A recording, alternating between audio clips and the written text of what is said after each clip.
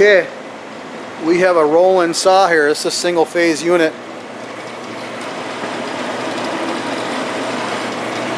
It's running right now. It's got the vise here that is shown. It's a gravity feed saw. So you can see there's a weight down here that draws the blade in. There you go.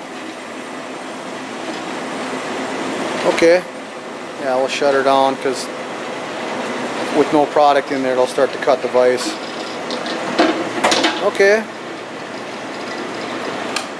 There we go. A roll-in saw.